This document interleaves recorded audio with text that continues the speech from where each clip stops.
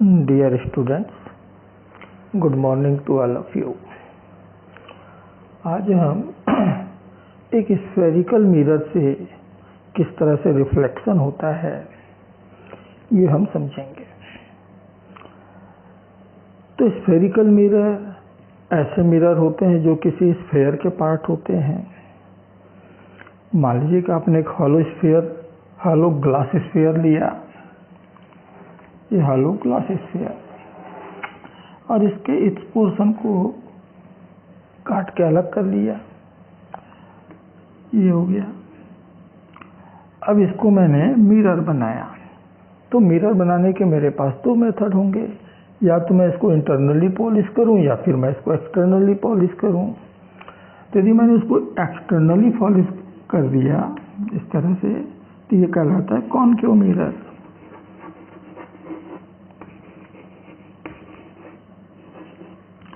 और इसी को यदि मैंने इंटरनली पॉलिश किया इस तरफ से अंदर से, then it is called convex mirror.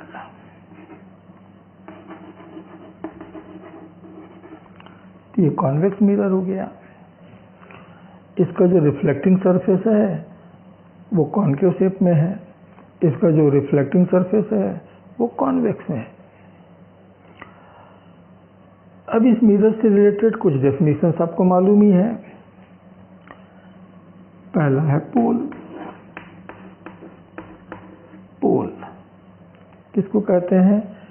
Mid point of the mirror is called the pole. यानी इस मिरर का जो मिड पॉइंट होगा, इस मिरर का जो मिड पॉइंट होगा, इट इज कॉल्ड द पोल। क्या इंपॉर्टेंस है इस पोल का?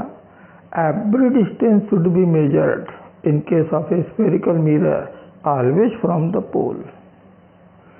जितने भी डिस्टेंसेस हैं आपको सभी को पोल से मेजर करना है। चाहे वो ऑब्जेक्ट का डिस्टेंस हो, चाहे वो इमेज का डिस्टेंस हो, या कोई भी distance, you should measure from pole. तो ये पोल से ही आपको सबको मेजर करना है, ये इसका इंपॉर्टेंस है। ठीक। Second, centre of curvature.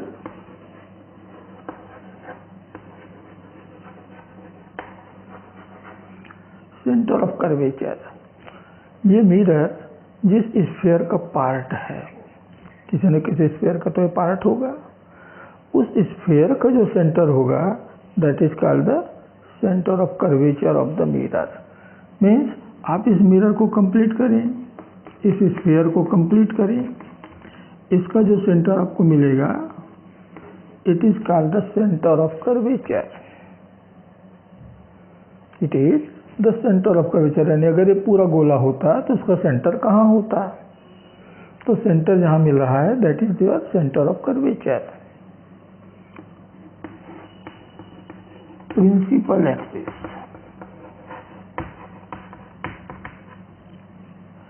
Line joining the pole and center of curvature is called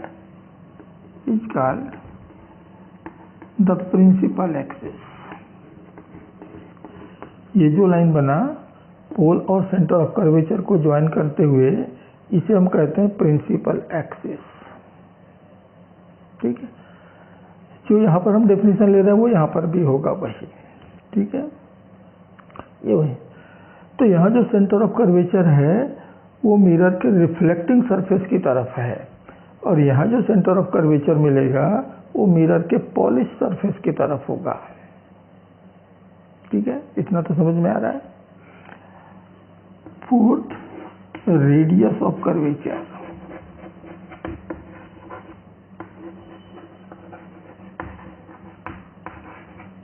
Radius of curvature means distance between pole and center of curvature is called the radius of curvature. तो इन दोनों के बीच का जो distance होगा ये हो गया radius of curvature. यानी वो स्फीयर वो मिरर जिस स्फीयर का पार्ट है, उस स्फीयर का रेडियस आपके मिरर का रेडियस ऑफ कर्वेचर कहलाएगा। ठीक है।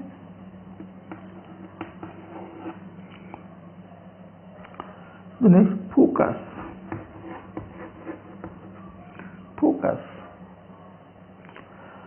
तो जब मिरर पर प्रिंसिपल एक्सिस के पैरेलल कोई लाइट रे इंसिडेंट हो, ये एक लाइट रे हमने मिरर के प्रिंसिपल एक्सिस के पैरेलल इंसिडेंट किया, तो आफ्टर रिफ्लेक्शन के बाद ये प्रिंसिपल एक्सिस के जिस पॉइंट से होकर के गुजर रहा है, जिस पॉइंट को क्रॉस कर रहा है या क्रॉस करता हुआ हमको दिख रहा है, दैट इज द फोकस। वही आपका फोकस होगा। अभी रिफ्लेक्शन के बाद किस तरफ जाएगा, तो हमको मालूम है कि whenever light reflects from any reflecting surface, it always obey the laws of reflection. And what is the laws of reflection? The angle of incidence is just equal to the angle of reflection. ये दोनों एक दूसरे के equal होने चाहिए। अब angle of incidence क्या है? Angle between normal and incident ray. And what is the angle of reflection? It is angle between normal and reflected ray. तो आपको angle of incidence, angle of reflection measure करने हो तो सबसे पहले तो आपको नॉर्मल ड्रॉ करना पड़ेगा। You should draw a normal at the point of incidence. तो जहाँ पर लाइट आके गिरा है वहाँ पर हमको नॉर्मल ड्रॉ करना है। तो स्फेरिकल मिरर के केस में ये बहुत आसान है, easy. You should join the point two the centre of curvature and you have the normal. यानी जहाँ पर लाइट रे आके गिरी है उसको सेंटर से ज्वाइन करो। ये आपने सेंटर से ज्वाइन कर दिया, then it is normal at the point of incidence and then angle between the incident ray and normal is the angle of incidence. I suppose, तो जितने एंगल पे आके इंसिडेंट हुआ है उतने एंगल पे आके रिफ्लेक्ट होगा। तो ये उधर इतने एंगल बनाते हुए नॉर्मल की दूसरी तरफ रिफ्लेक्ट होगा इस तरह से।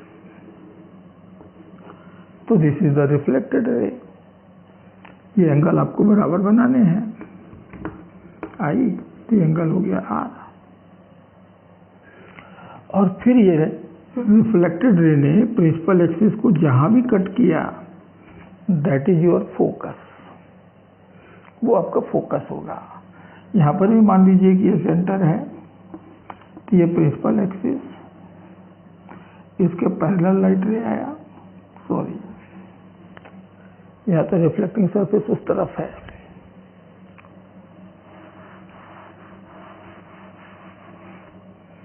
यहाँ ले लेते हैं। तो मेरा ये स्फेरिकल मिरर,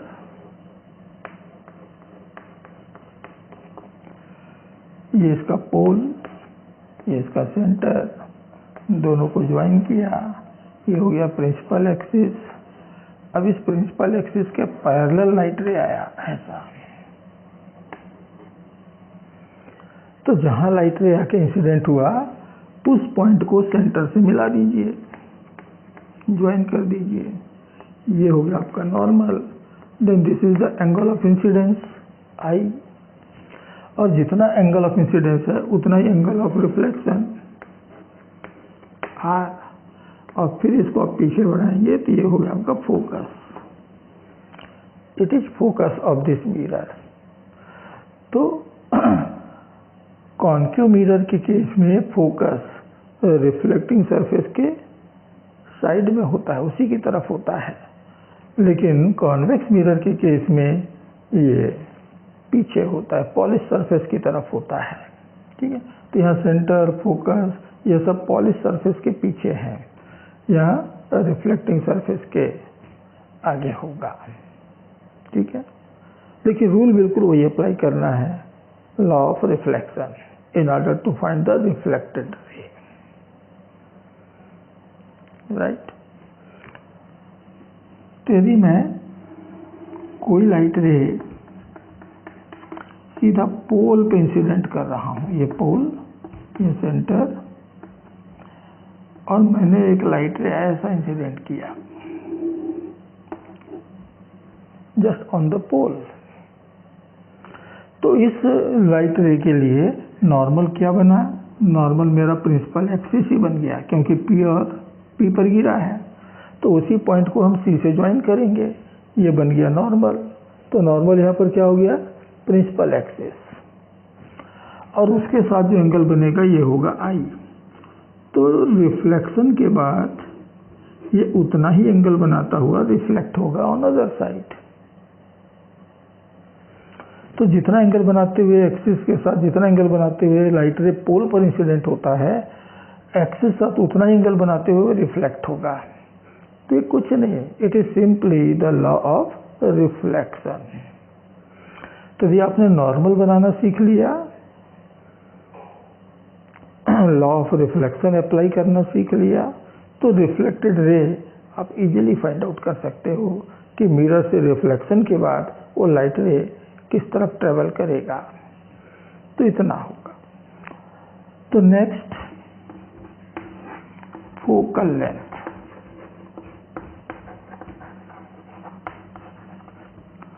तो फोकल लेंथ किसको कहते हैं? Distance between pole and focus is called the focal length. कि पोल से फोकस तक का जो डिस्टेंस होगा, it is focal length of this concave mirror, and distance between the pole and focus is the focal length of this convex mirror. तो ये जो distance होगा, this distance is called the focal length. This distance will be the focal length. ठीक है? तो इस तरह से हम कुछ डेफिनेशन यहाँ पर बनाए हुए हैं। तो इन सब डेफिनेशंस को आपको याद रखना है। ठीक है? बहुत आसान है, आपने पिछले क्लासेस में भी इनके बारे में पढ़ा है थोड़ा बहुत, केवल मैंने आपको रिमाइंड करवाया। तो ये जो रेडियस ऑफ कर्वेचर है और फोकल लेंथ है, क्या इनके बीच में कोई रिलेशन होगा? तो हम पहले इनके बीच में एक रिलेशन मालूम करते हैं।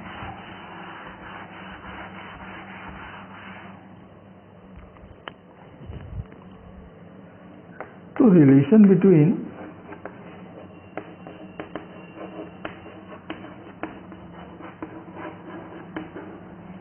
The focal length means f and radius of curvature means r, इन दोनों के बीच में क्या रिलेशन होगा? तो let we have a spherical mirror. ये मेरा एक स्फेरिकल मिरर हो गया। This is the principal axis. तो यहाँ पर आपका पोल है, यहाँ आपका सेंटर ऑफ कर्वेचर है मान लीजिए। तो इन्हीं दोनों को ज्वाइन करते हुआ लाइन हमने ड्रॉ किया, it is the principal axis. And suppose a light ray incident on the mirror parallel to principal axis, parallel to principal axis. तो किस तरह से रिफ्लेक्ट होगा? Just join the centre of curvature to this point of incident, then this is the angle of incident. Suppose it is theta, theta angle पे incident हुआ, तो इतना ही angle बनाता हुआ ये रिफ्लेक्ट भी हो गया, इस तरफ भी एंगल थीटा होगा। तो this is the point A, this is B, C, this is D, और ये जहां पर कट किया, this is the focus F. तो पोल से फोकस का डिस्टेंस फोकल लेंथ, पोल से सेंटर ऑफ कर्वेचर का डिस्टेंस रेडियस ऑफ कर्वेचर। हमें इन्हीं दोनों के बीच में रिलेशन मालूम करना है। अब देखो, ये दो पैरेलल लाइन है, the AB and CP are the parallel lines intersected by the third line CD। इन दो पैरेलल लाइंस को एक तीसरी लाइन इंटरसेक्ट कर रहा है, तो अल्टरनेट एंगल तो इक्वल होंगे, तो एंगल भी आपका थीटा होगा।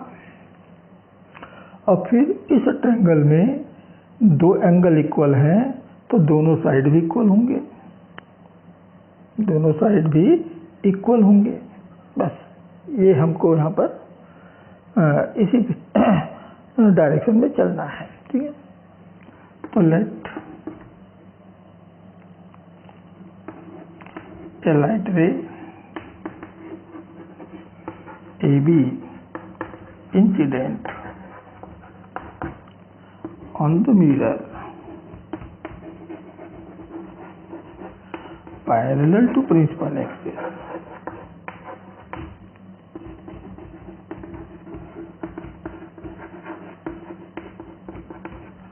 at an angle theta.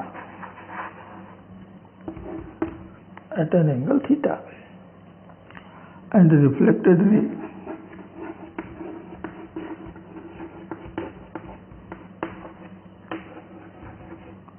passes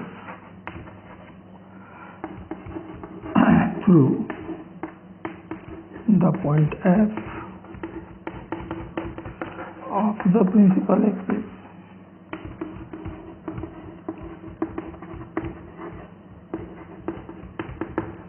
the principal axis. Then PF is the focal length and PC is the radius of curvature. So, right. So from figure,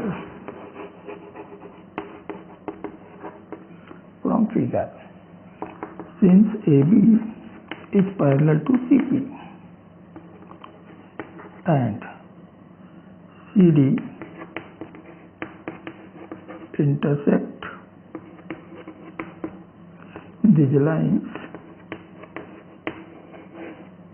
therefore the angle ABC is equal to the angle BCP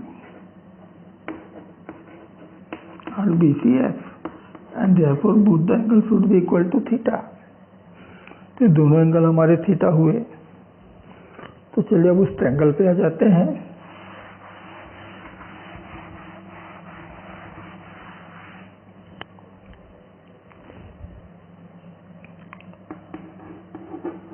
तो from triangle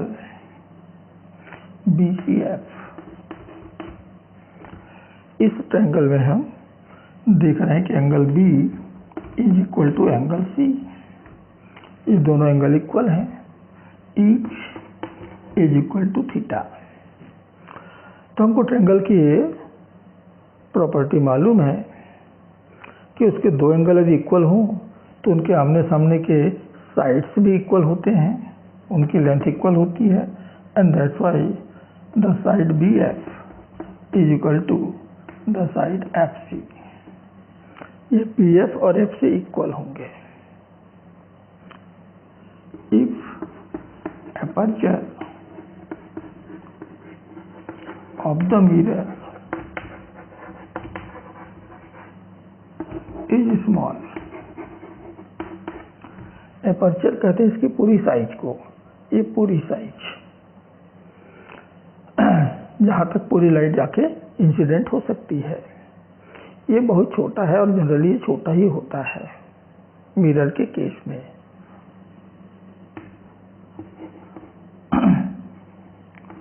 And the point of incident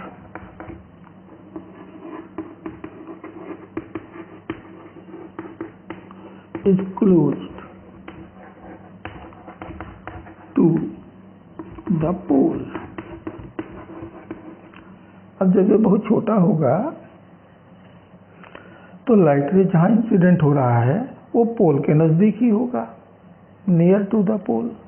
और उस case में हम BF और PF को, ये दो line को हम अप्रॉक्सीमेट इक्वल मान सकते हैं। Then BF is approximately equal to PF। BF और PF अप्रॉक्सीमेटली इक्वल होंगे। तो आपके पास ये दो इक्वेशन आ गए, BF is equal to FC and BF is equal to PF। इसका मतलब हुआ कि FC और PF इक्वल हैं,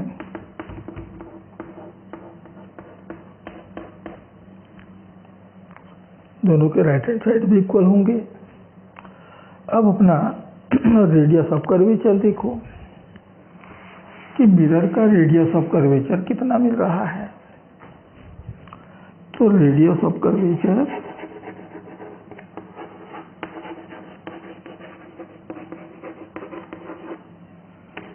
PC will be equal to PF plus FC। इसको हमने दो पार्ट्स में डिवाइड कर दिया, PF प्लस FC। अब FC की जगह भी मैं PF रख सकता हूं, तो हो गया PF plus PF means 2PF। अब PC क्या है? This is R। ये तो भाई रेडियस ऑफ कर्वेचर है, और PF क्या है? फोकल लेंथ, यानी 2F। तो this is the relation between the radius of curvature of a mirror, spherical mirror, and its focal length. तो R is equal to 2F, RF is equal to R/2। तो इसका मतलब ये हुआ कि focus जो है पोल और सेंटर के मिड पॉइंट पर होता है, बीच में होता है, बिल्कुल बीच में। तो कहाँ होगा ये जानने की अब आपको बहुत ज़्यादा दिक्कत नहीं। फोकस कहाँ है? तो पोल और सेंटर के बीच में है।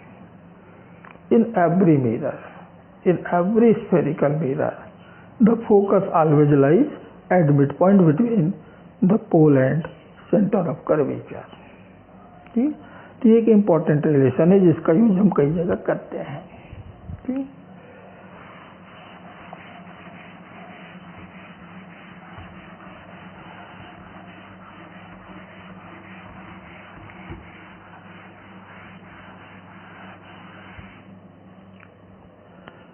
वैसे तो आप किसी भी इंसिडेंट रे, कोई भी इंसिडेंट रे हो, आप उसका reflected ray law of reflection से मालूम कर सकते हो।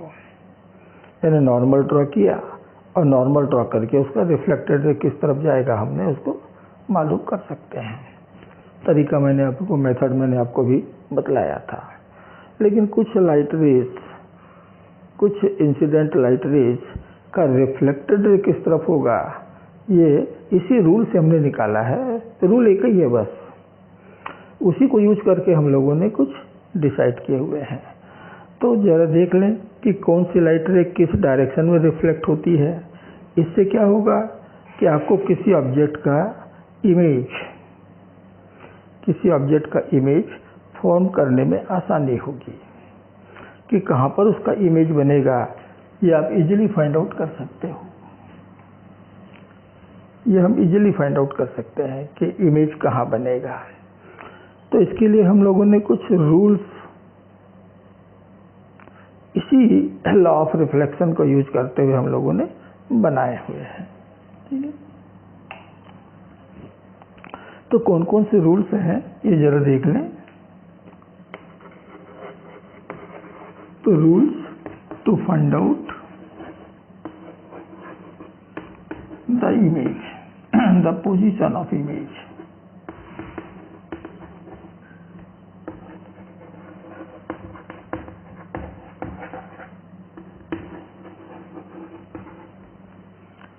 कि कहाँ पर रखे हुए ऑब्जेक्ट का इमेज कहाँ बनेगा, उसकी साइज क्या होगी, ये आप मालूम कर सकते हो। तो रूल नंबर 1, पहला रूल, यदि light ray parallel to principal axis आ रहा है तो रिफ्लेक्टेड रे कहाँ से जाएगा? Through the focus. अभी हम लोगों ने देखा कि रिफ्लेक्टेड रे हमेशा फोकस से होकर के पास होगा। तो if light ray incident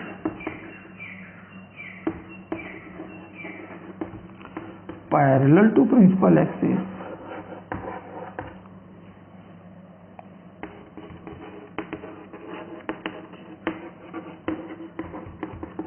then reflected ray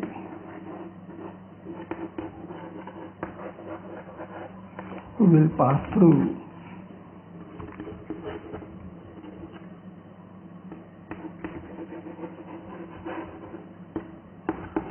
towards the focus.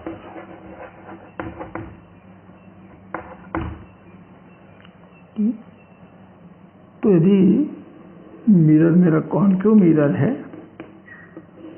इस तरह से ये पोल और ये सेंटर, बीच में हो गया focus, light ray parallel to axis आ रहा है, तो रिफ्लेक्शन के बाद ये फोकस से होकर के पास होगा।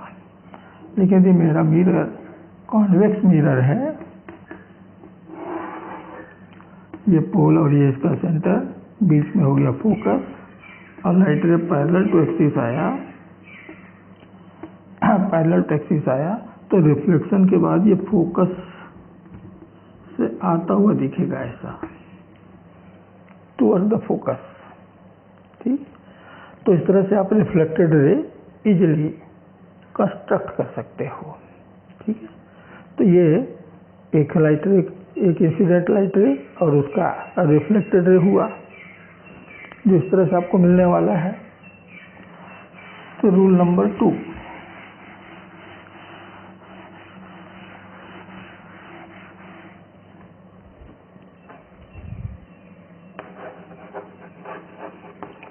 rule number 2, when light ray incident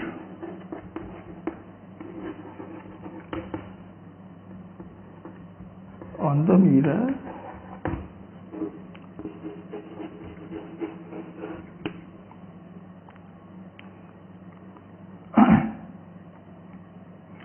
along the center of curvature,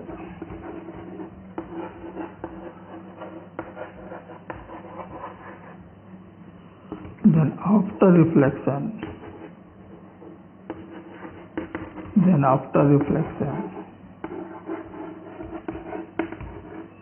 it retraces its path। ये जिस रास्ते में आया उसी रास्ते में वापस लौटेगा। तो यदि हमारा मिरर कॉन्केव मिरर, ये इसका प्रिंसिपल एक्सिस, ये पोल, ये सेंटर, ये फोकस, और एक लाइट रे इस सेंटर से होते हुए आ रहा है ऐसा। ये लाइट रे मिरर पे इंसिडेंट हुआ है थ्रू द सेंटर से होते हुए, तो रिफ्लेक्शन के बाद ये इधर ही वापस लौटेगा। क्यों लौटेगा? क्योंकि जहाँ पर ये इंसिडेंट हुआ उसको सी से ज्वाइन करो तो ये आपका नॉर्मल हो गया। तो लाइट रे जो है वो नॉर्मल इंसिडेंट हुआ मिरर पर, और नॉर्मल इंसिडेंट के केस में लाइट रे अपने ही रास्ते वापस लौटता है। ये प्लेन मिरर में भी होता है कि प्लेन मिरर पे यदि आपने नॉर्मल इंसिडेंट किया लाइट, तो उसी रास्ते में वापस लौट आएगा। तो यहाँ पर भी होगा कि whenever light ray incident on the mirror through the center of curvature, it always retraces its path after reflection। ठीक है, और ये कॉन्वेक्स मिरर में भी होगा कि मेरा कॉन्वेक्स मिरर, इसका प्रिंसिपल एक्सिस, तो ये पोल है, ये सेंटर है, बीच में फोकस, और एक लाइट रे इस तरह से इंसिडेंट होता है कि इसको हम आगे बढ़ाते हैं तो ये सेंटर पे से होकर के जा रही है मान लो, तो रिफ्लेक्शन के बाद क्या होगा? अपने ही रास्ते पे वापस लौट जाएगा। तो ये रूल नंबर 2, आप इजीली इसका रिफ्लेक्टेड रे कंस्ट्रक्ट कर सकते हैं। तो जो थर्ड रूल है,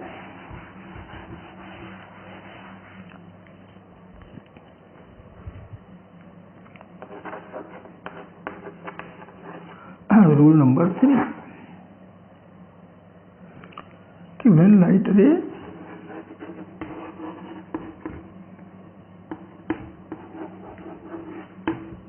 incident on mirror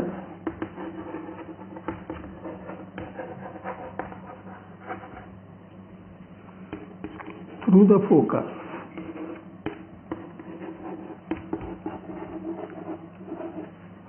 then reflection.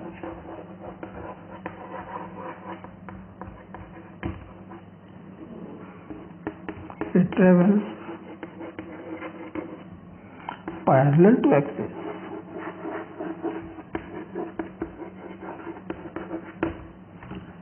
तो ये एक्सिस के पैरेलल हो जाती है। ये मेरा कॉन्केव मिरर, इसका principal axis, pole and focus and centre of curvature.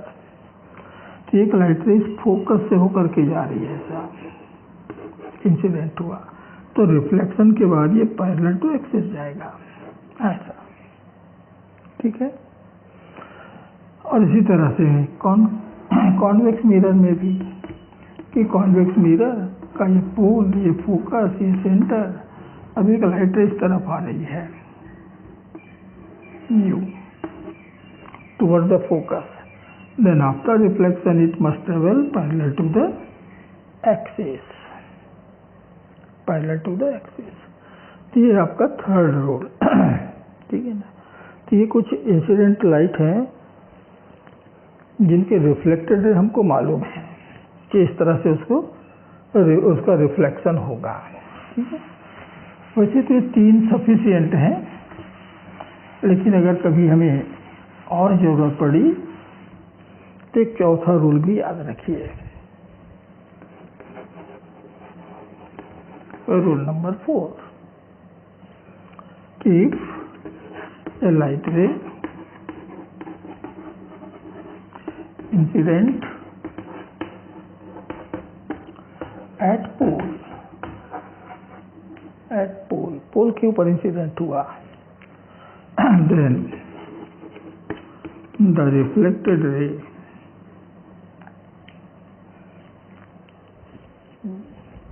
at the pole at an angle theta from axis,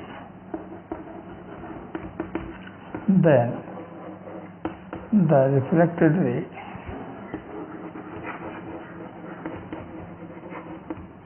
also makes the angle theta from axis।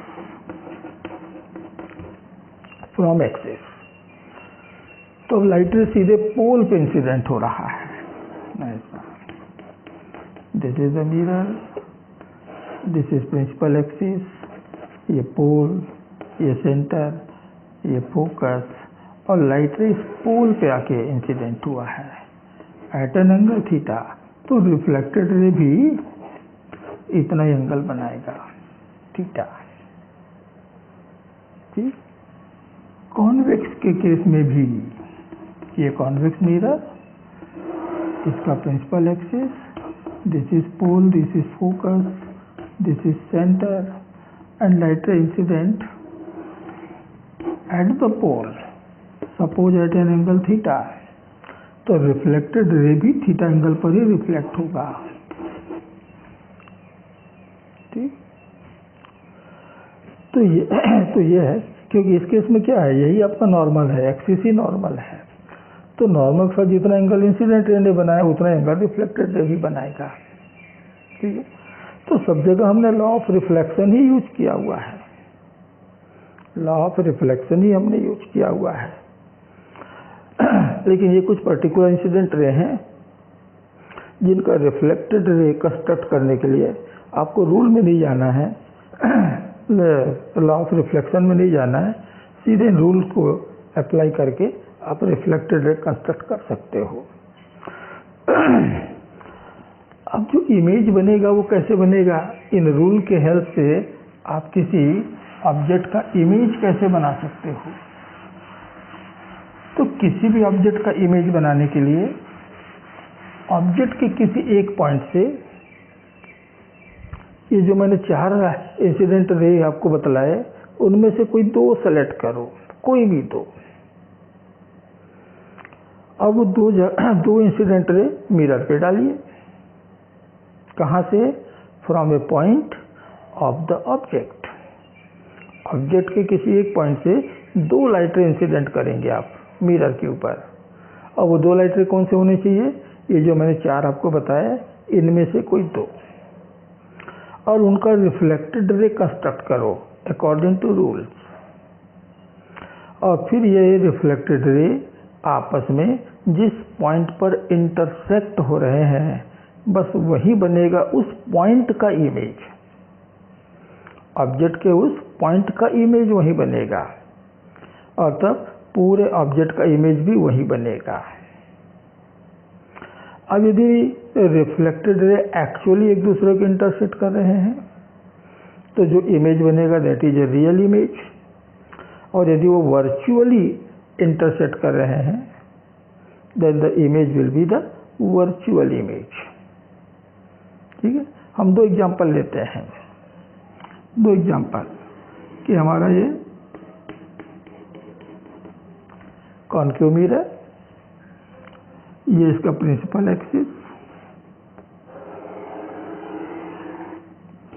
This is pole, this is focus, this is centre, and suppose an object is placed at right angles to this axis in front of the mirror, हमने mirror के सामने रखा। अब इस image का, इस object का image कहाँ बनेगा ये मालूम करने के लिए हम ऑब्जेक्ट के किसी भी एक पॉइंट, ज़्यादा अच्छा हो तो आप टॉप मोस्ट पॉइंट ले लीजिए ए, तो ए से हम 2 लाइट रे इंसिडेंट करेंगे ऑन द मिरर और उनके रिफ्लेक्टेड रे कंस्ट्रक्ट करेंगे।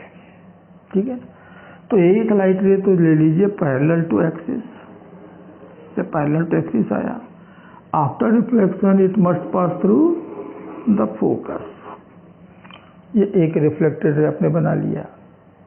ठीक है, दूसरी लाइट रे आप सेंटर से होकर के ले सकते हो, फोकस से होकर के ले सकते हो, या पोल पर ले सकते हो, कहीं पर भी किसी भी एक पॉइंट पर। मैंने क्या किया, सेंटर से होकर के ले लिया, या चलिए फोकस से होकर के ले लेते हैं कि दूसरी लाइट इस तरह से फोकस से होकर के पास हो रही है, फोकस से होकर के पास हुई, तो रिफ्लेक्शन के बाद क्या होगा, पैरेलल टू एक्सिस, ये पैरेलल टू एक्सिस आ गया। अब ये दोनों रिफ्लेक्टेड रे जहाँ इंटरसेक्ट हुए हैं वही होगा इस पॉइंट ए का इमेज, यानी ए डैश मिल गया आपको। और जैसे कि ऑब्जेक्ट एक्सिस के परपेंडिकुलर रखा है तो इमेज भी ऑब्जेक्ट एक्सिस के परपेंडिकुलर ही होगा, और इसलिए यहाँ से एक परपेंडिकुलर ड्रॉ करो, ये ड्रॉ कर दिया ए डैश बी डैश। तो जो ए डैश बी डैश है this is the image of the object given object A B. अब यहाँ पर जो लाइट रे एक्चुअली एक दूसरे को इंटरसेक्ट कर रहे हैं तो जो इमेज बना it is a real image, ये आपका रियल इमेज है। ठीक है ना, और रियल इमेज की एक प्रॉपर्टी और आपको मिलेगी, it always an inverted image, ये हमेशा उल्टा बनेगा, तो उल्टा इमेज बन गया माने रियल इमेज। अब ऐसे ही हम कॉन्वेक्स मिरर से एक ऑब्जेक्ट का इमेज बनाते हैं। ठीक, तो इसका पोल, इसका फोकस, इसका सेंटर, और मान लीजिए एक ऑब्जेक्ट यहाँ रखा हुआ है ए बी, तो ए से एक light ray parallel to axis incident कीजिए। ये लाइट रे तो आप हमेशा लीजिए, एक light ray parallel to axis, कहाँ से होकर आएगा तो हमको मालूम है it reflect along the focus, तो एक रिफ्लेक्टेड रे मिल गया। एक लाइट रे टूवर्ड सेंटर लीजिए, आप फोकस की तरफ भी ले सकते हो, आप पोल पर भी ले सकते हो, कहीं से भी। ठीक है ना, तो मैंने सेंटर की तरफ लिया यहाँ पर कि लाइट रे मान लो ये सेंटर की तरफ जा रहा है, तो after reflection it must travel along the same path, अपने रास्ते पर वापस लौटेगा।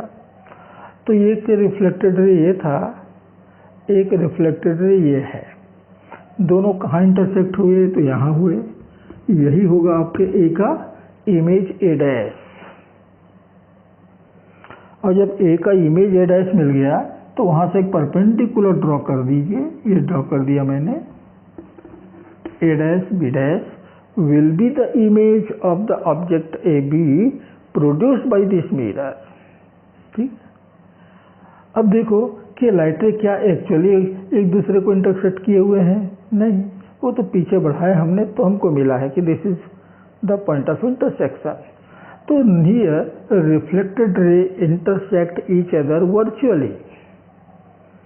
वर्चुअली इंटरसेक्ट कर रहे हैं, और इसलिए जो इमेज बनेगा वो वर्चुअल इमेज बनेगा। ठीक है, वो वर्चुअल इमेज होगा।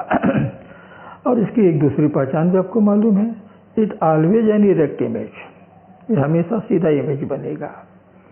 तो इमेज उल्टा बना तो रियल, सीधा बना तो वर्चुअल।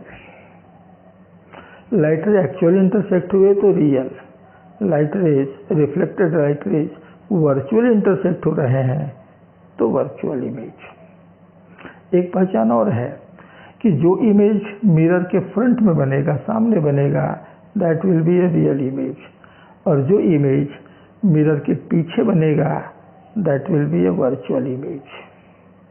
ठीक है, तो मिरर के पीछे बन रहा है therefore it is virtual image, mirror के सामने बना therefore it is a real image, उल्टा बना therefore it is a real image, सीधा बना therefore it is a virtual image. या लाइट रे एक्चुअल इंटरसेक्ट हो रहे हैं, reflected light rays, therefore it is actual image या real image. Here the reflected ray intersect virtually, that's why it is a virtual image. तो इस तरह से आप इमेज को पहचान सकते हो, आइडेंटिफाई कर सकते हो कि वो कौन सा इमेज है, रियल है कि वर्चुअल है। ठीक है, अब जैसे मैंने कहा कि सारे डिस्टेंस हमको पोल से नापने हैं, सारे distance you must measure from pole. तो पोल से ऑब्जेक्ट का डिस्टेंस हम u से रिप्रेजेंट करेंगे। u means object distance from the pole. हम इमेज के डिस्टेंस को v से रिप्रेजेंट करेंगे। कहाँ से? पोल से। कि पोल से कितने डिस्टेंस पे इमेज बना है, it is always given by v। u means in optics u means object distance, v means image distance. ठीक है, पोल से ही फोकस का डिस्टेंस मेजर करेंगे, इट इज f। पोल से ही सेंटर का डिस्टेंस मेजर करेंगे, इट इज r। यानी सारे डिस्टेंस आपको पोल से मेजर करने हैं।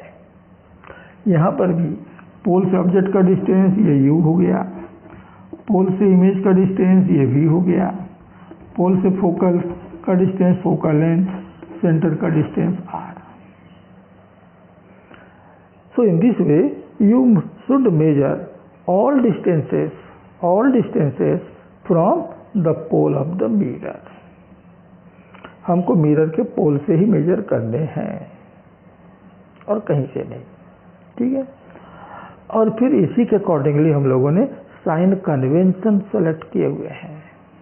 साइन कन्वेंशन यानी कि ऑप्टिक्स में जो डिस्टेंसेस होते हैं, कौन सा डिस्टेंस u हुआ, v हुआ, f हुआ, r हुआ, जितने डिस्टेंसेस हैं इनके लिए हम लोगों ने कुछ साइन अलॉट किए हुए हैं कि ये पॉजिटिव डिस्टेंस है, ये नेगेटिव डिस्टेंस है, ये सब साइन हम लोगों ने अलॉट किए हुए हैं। इसी को कहते हैं साइन कन्वेंशन। तो मिरर के केस में जो साइन कन्वेंशन है वो किस तरह से होंगे वो भी जरा समझ लें, क्योंकि यही सबसे इम्पोर्टेंट है। यदि आपने साइन कन्वेंशन ठीक ठीक समझ लिया तो मिरर के फार्मूले डेरिवेशन में, मिरर से रिलेटेड न्यूमेरिकल का सॉल्यूशन निकालने में आपको कोई प्रॉब्लम नहीं होगा, क्योंकि फार्मूला डेरिवेशन में भी आपको यूज करना है और न्यूमेरिकल सॉल्व करने में भी इनका यूज करना है। तो साइन कन्वेंशन जो है इट इज मोस्ट इम्पॉर्टेंट।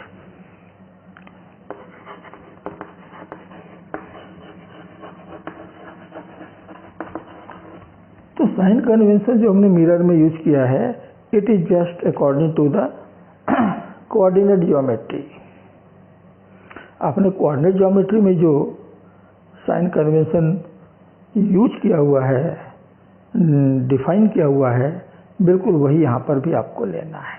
ठीक है, तो कोऑर्डिनेट ज्योमेट्री में क्या होता है, ये दो परपेंडिकुलर लाइन को हम कहते हैं, एक एक्स एक्सिस है और दूसरा वाई एक्सिस है, और जहाँ पर इंटरसेक्ट हो रहा है इट इज द ओरिजिन, यही हमारा ओरिजिन है।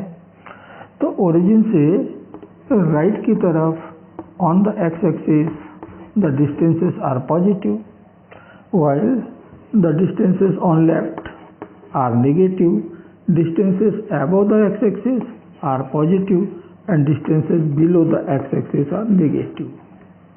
ये हम लोगों ने साइन कन्वेंशन अडॉप्ट किया हुआ है। यही साइन कन्वेंशन हम ऑप्टिक्स में भी अडॉप्ट करते हैं,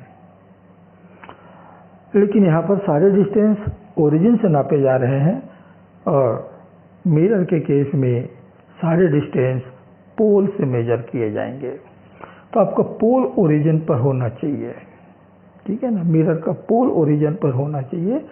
और दूसरा कंडीशन हमने यहाँ पर अप्लाई कर रखा है कि उसके जो रिफ्लेक्टिंग सरफेस है वो टुवर्ड्स नेगेटिव एक्स एक्सिस होना चाहिए। यानी आपका मिरर आपको इस तरह से रखना है, जैसे मैं कॉन्केव मिरर रख रहा हूँ, तो कॉन्केव मिरर इस तरह से रखेंगे कि उसका रिफ्लेक्टिंग सरफेस किधर हो, नेगेटिव एक्स की तरफ, नेगेटिव एक्स की तरफ, और पोल कहाँ पर आके गिरे, सेंटर पे। तो ये पोल हो गया। आप पोल कहाँ पर होना चाहिए, ठीक ओरिजिन पर, ओरिजिन पर। अब इसका रिफ्लेक्टिंग सरफेस इस तरफ है लेफ्ट में, तो लाइट रे तो उधर से ही आएगा, तो लाइट रे आपको इधर से लेना पड़ेगा, इंसिडेंट लाइट रे, ठीक है ना। तो इंसिडेंट लाइट रे मिरर पर हमेशा लेफ्ट से आना चाहिए, ठीक है, लेफ्ट से आना चाहिए। अब फिर ये सारे डिस्टेंस आप देख ही रहे हैं कि कौन पॉजिटिव कौन नेगेटिव हो रहा है। तो इसमें जो पहला रूल है वो है कि light ray must incident from left. आप लाइट रे कभी भी राइट से इंसिडेंट नहीं करेंगे, it always incident from left. तो second, the distances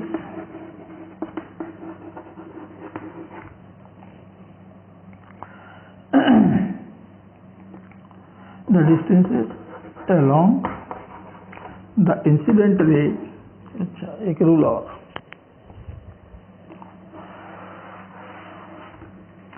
all distances should be measured from pole।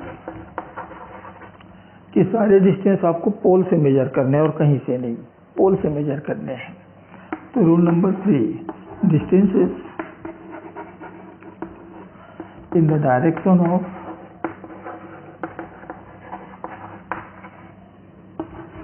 Incident ray are positive. कि जिस तरफ इंसिडेंट रे जा रहा है उधर के डिस्टेंस सब पॉजिटिव होंगे। बात समझ में आ गई? इंसिडेंट रे जिस तरफ जा रहा है उस तरफ के सारे डिस्टेंस कहाँ से नापते हुए जा रहे हैं, पोल से।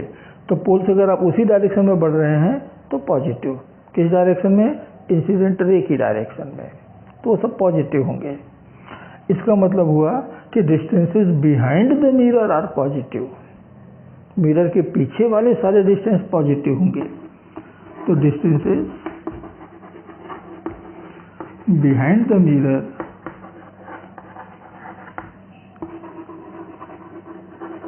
आर पॉजिटिव, ये पॉजिटिव लेना है आपको, ठीक है। Fourth, distances opposite to incident ray, opposite to incident ray are negative। तो हम इंसिडेंट रे के अपोजिट जा रहे हैं मेजर करते हुए, इस तरफ आ रहे हैं, इंसिडेंट जा रहा है राइट की तरफ और हम जा रहे हैं लेफ्ट की तरफ, तो सारे डिस्टेंस क्या होंगे? नेगेटिव। इसका मतलब कि मिरर के सामने की जो भी डिस्टेंसेस होंगे दे आर नेगेटिव, मिरर के पीछे वाले डिस्टेंसेस पॉजिटिव, मिरर के आगे वाले डिस्टेंसेस नेगेटिव होंगे। ठीक है, it mean distances in front of the mirror are negative. Okay, तो फिफ्थ है ये जो जिसको हम एक्स एक्सिस बोल रहे हैं, अब वो आपका मिरर का प्रिंसिपल एक्सिस हो गया, और इस प्रिंसिपल एक्सिस के ऊपर की जितने डिस्टेंस होंगे वो सब पॉजिटिव और नीचे की जितने डिस्टेंस होंगे वो सब नेगेटिव लेना है। तो distances above the principal axis are positive